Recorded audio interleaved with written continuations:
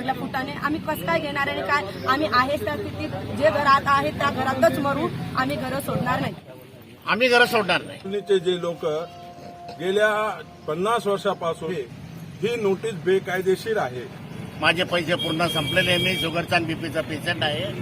यांनी जर माझ्यावर इथं बुलडोजर लावलं, मला ही परिस्थिती पाहिल्यावर आम्हाला रात्रीचं वाटलं का काय दंगल झाली, का काय वातावरण तयार झालं, म्हणून आम्ही रात्रभर असे बसून होतो.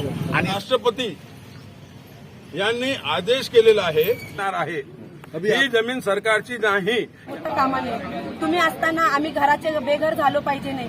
बाळासाहेबांनी खूप मदत केली.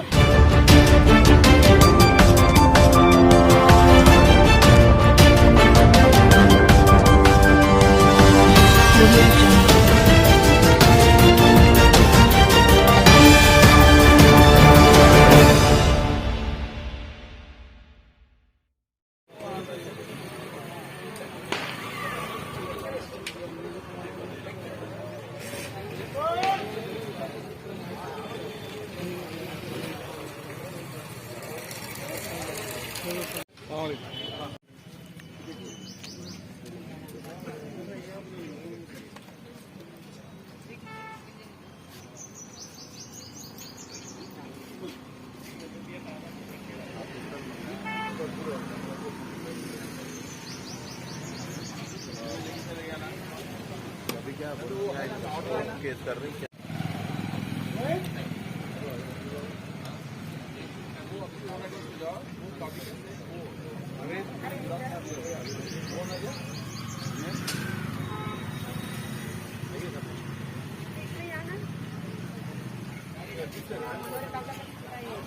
या प्रकरणामध्ये 30/10/2021 रोजी रवींद्र निकम आणि केळकर साहेब सार्वजनिक बांधकाम विभागातर्फे एक नोटीस लेबर कॉलनीच्या लोकांना देण्यात आलेली आहे. लेबर कॉलनीचे जे लोक गेल्या 50 वर्षापासून येथे रहिवासी आहे आणि या रहिवाशांना जबरदस्तीने खाली करण्याचा प्रयत्न करीत आहे.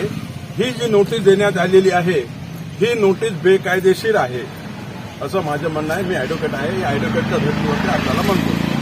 सदरील जमीन ही लेबर कॉलनीला या लोकांना 1948 साली निजाम सरकारने हे क्वार्टर्स बांधून दिलेले होते.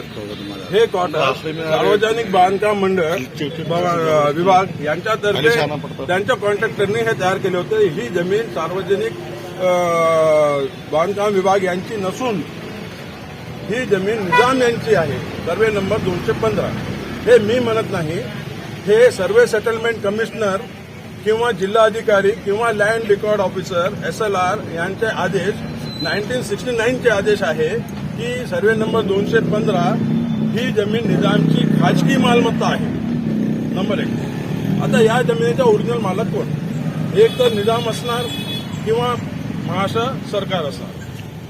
1950 वर्षाला भारत देशाचा संविधान तयार झाला. 47ला भारत देश स्वतंत्र झाला. पण महाराष्ट्र राज्याची स्थापना 1 मे 1960 रोजी झालेली आहे. केव्हा झालेली आहे? 1 मे 1960ला महाराष्ट्र राज्य तयार झालेलं आहे. यापूर्वी हा राज्य बॉम्बे प्रोव्हिन्स म्हणून होता 1956 पर्यंत आणि त्याच्यापूर्वी हा प्रदेश दख्खन म्हणून ओळखला जात होता किंवा हैदराबाद स्टेट होता. ठीक आहे साहेब. आता Maharashtra land revenue law, Maharashtra भूमी कायदा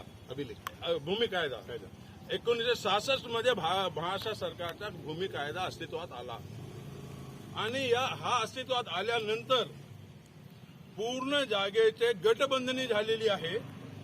गटबंधनी 7/12 PR कार्ड वगैरे सर्व तयार केव्हा झालेले आहे? सन 1970 ते 71 वर्षी झालेले आहे असं सरकारने मला लिहून दिलेले आहे.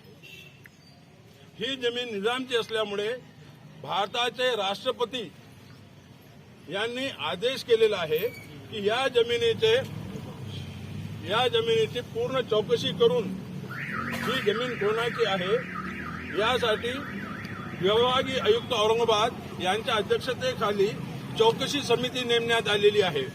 त्या चौकशी समितीत सार्वजनिक बांधकाम मंडळ, कलेक्टर, तुमचे जे आहे तर सर्व पुरातत्व विभाग, अधीक्षक भूमी अभिलेख, मुख्य कार्यकारी अभियंता वक्फ बोर्ड, निवासी उपजिल्हाधिकारी औरंगाबाद आणि अपर विभागीय आयुक्त 1 यांच्या अध्यक्षतेखाली ही चौकशी समिती स्थापन झाली आणि या चौकशी समितीने एक आदेश अहवाल दिला. हा अहवाल माझ्यासमोर आहे. त्यांनी एक आदेश शासनास दिलेला आहे. या अहवालामध्ये पान क्रमांक 6 मुद्दा क्रमांक 4 मध्ये स्पष्ट लिहिलेले आहे की या जमिनीचा अभिलेख कक्षात किंवा कोणत्याही कार्यालयात उपलब्ध नाही. जेव्हा यांच्याकडे अभिलेखच उपलब्ध नाहीये, रेकॉर्डच उपलब्ध नाहीये, तर ही जमीन सरकारची कशी? सर, महानगर पालिका के जो अधिकारी है उन्होंने जो है तो रात में 12 बजे यहाँ पर बोर्ड गाड़ा.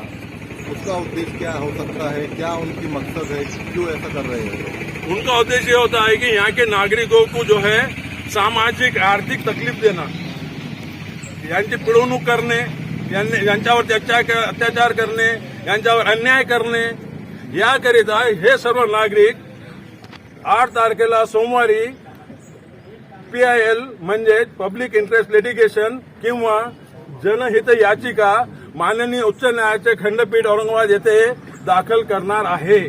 तो अभी या विरुद्ध दाद मागण्यात येणार आहे. या नोटीसला चॅलेंज करण्यात येणार आहे. ही जमीन सरकारची नाही याच्याबद्दल तर चौकशी चालू आहे. सदरील प्रकरण रीट पिटिशन 8300/2018 गंगापूरवाला साहेब यांच्या कोर्टात चालू आहे आणि त्याचे 2 जजमेंट आलेले आहे की ह्या जमिनीची चौकशी करा, ही जमीन कोणाची आहे.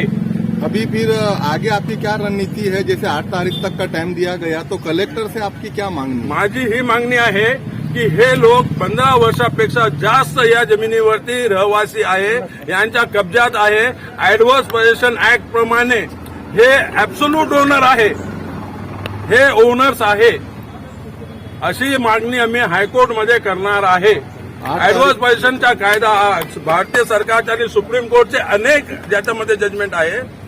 या जजमेंट प्रमाणे ह्या लोकांना हे खाली करू शकत नाही आणि कायदा नागरिकासाठी असतो, कायद्यासाठी नागरिक नसतात. 8 तारीख को भी 2 दिन ही बचे हैं, तो कुछ स्टे वगैरह लाने की आपकी कार्रवाई?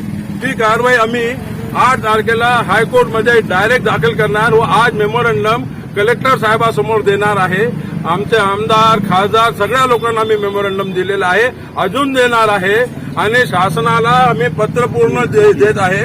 तोपर्यंत कोणतीही कारवाई करण्यात येऊ नये, कारण ही बेकायदेशीर कारवाई आहे. अभी आखिरी सवाल मेरा ये है कि आप बता रहे कि निजाम की जगह है और वो बता रहे कि हमारी जगह है. Let decided by the court. हाँ, हे बघा, सुप्रीम कोर्टचे जजमेंट आहे. Revenue record doesn't show the title of the property.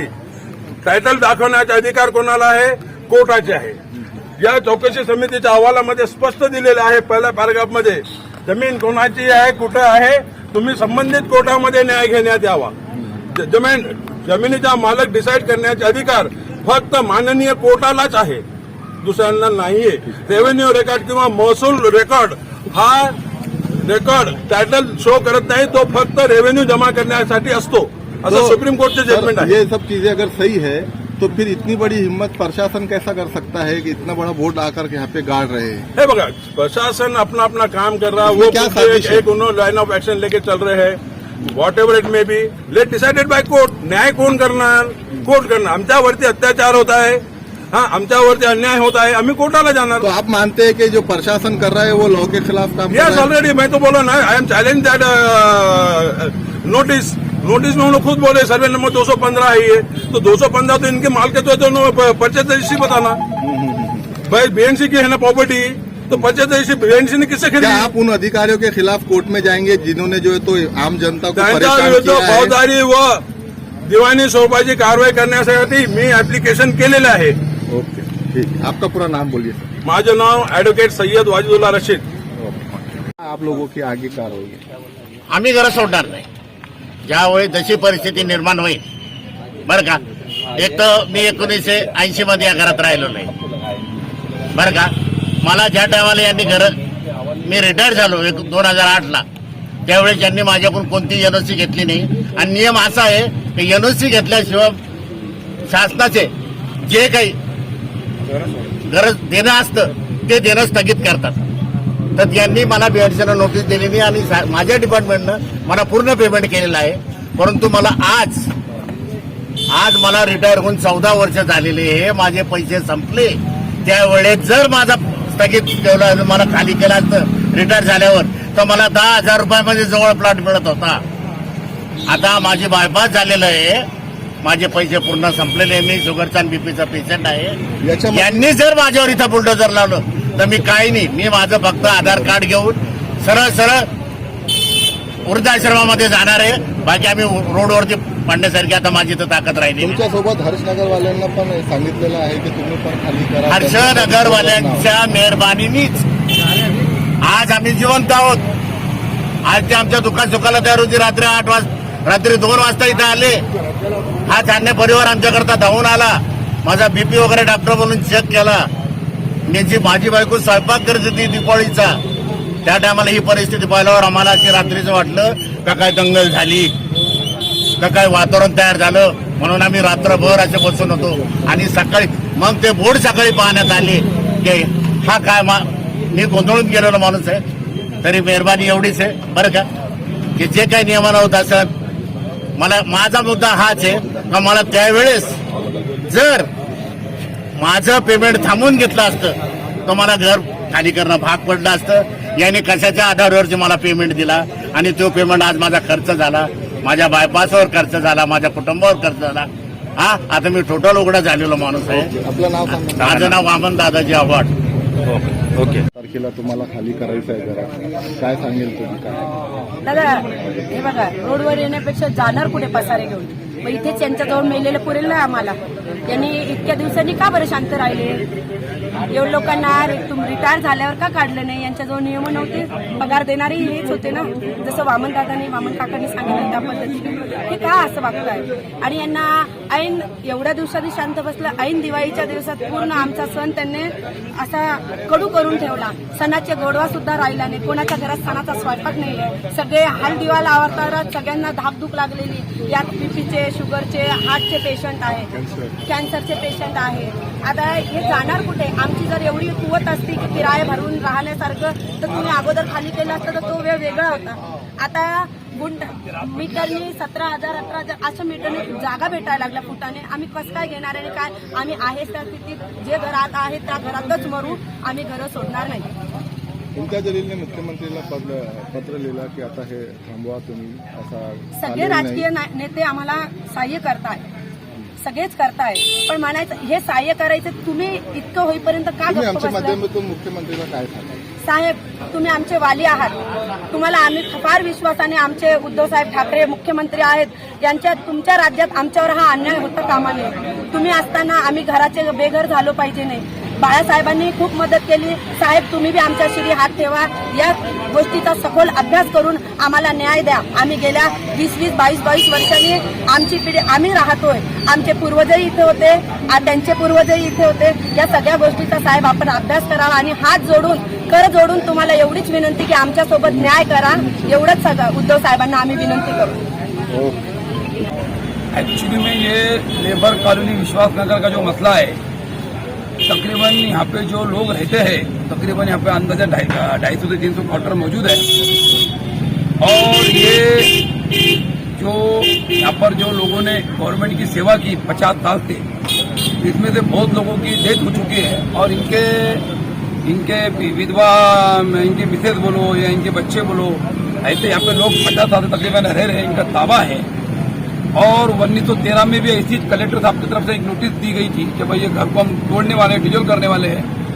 तो हमारे आज विलासराव देशमुख जब मंत्री थे इस महाराष्ट्र के, तो इन्होंने यहाँ पे स्टे दिया था, तत्काल में स्टे दिया था.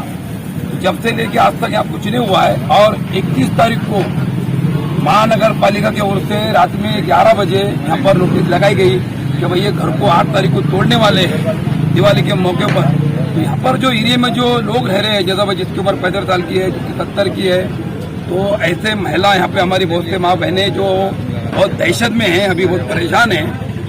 तो मेरा यही प्रशासन सरकार से मेरी रिक्वेस्ट है, अभी जो हमारे कलेक्टर साहब है औरंगाबाद शहर के, कि इन्होंने लोगों को यहाँ पे जो भी परिचित नागरिक है इनको बुलाना चाहिए, इनसे चर्चा करना चाहिए अब डायरी की 8 तारीख को आके तोड़ने वाले हैं तो ये अच्छी बात नहीं है। लोग भाई लोगों को जब घर टूटेंगे तो लोग कहाँ जाएंगे, किसके पास जाएंगे लोग?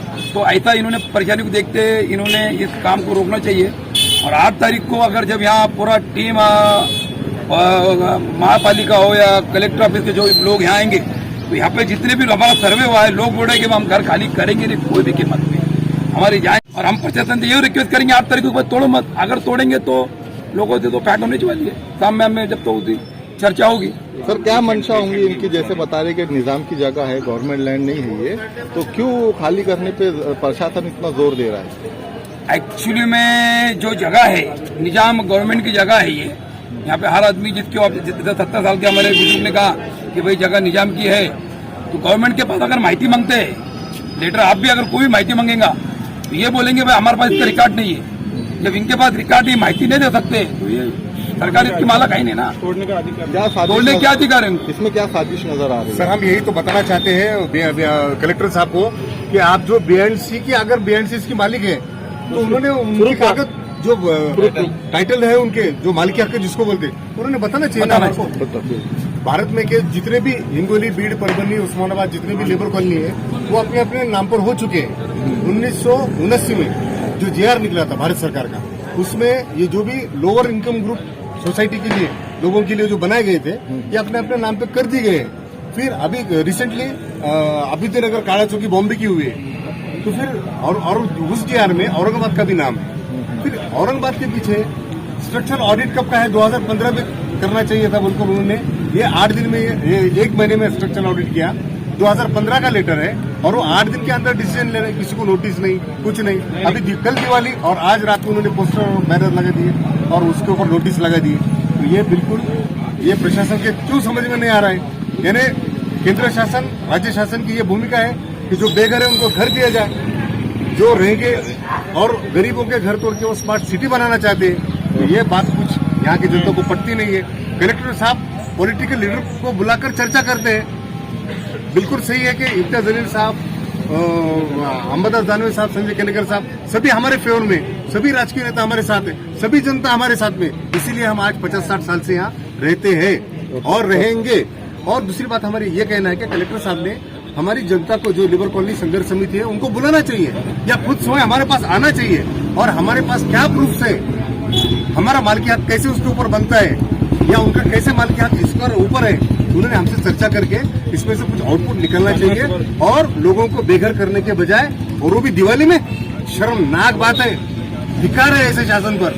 तो उन्होंने गरीबों के पास जाकर, क्योंकि यहाँ की जो महिलाएं हैं, जो बेवाएं हैं, उनके पतियों ने या उनके सारे लोगों ने महाराष्ट्र शासन की सेवा की है, उनके बदले में ये मेवा दे रहे हो। बाकी की जो लेबर कॉलोनी अपने नाम पर हुई है, किस वजह से हुई है, ये स्टडी उन्होंने भी करना चाहिए, क्योंकि वो IAS ऑफिसर है। कोई दूसरा कोई करता है तो ठीक है, मैंने एक प्रशासकीय कलेक्टर साहब ने ऐसा डिसीजन देना, मेरी इसमें बहुत शर्मनाक और बहुत घटिया बात है। तो उन्होंने लेबर कॉलोनी संघर्ष समिति से मिलना चाहिए, कुछ भी हो उसके ऊपर एक तोड़गा निकलना चाहिए, पर कोई व्यवस्था उसके ऊपर कर फिर एक्शन लेना चाहिए। सर आखिरी सवाल।